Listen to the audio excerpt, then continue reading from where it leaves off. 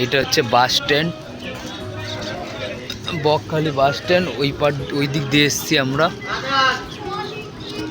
ওইখান থেকে এসছি। আর এই যে এটা হচ্ছে বনশ্রী হোটেল, আমরা এখানে এখন ঢুকছি, খাওয়া দাওয়া করব, এখানেই টিফিন করব।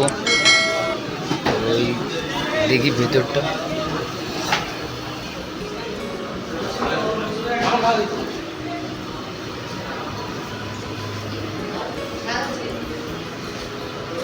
বসে যাও। রেস্টুরেন্টটা খুবই পরিষ্কার পরিচ্ছন্ন এবং খাবারগুলো সুস্বাদু।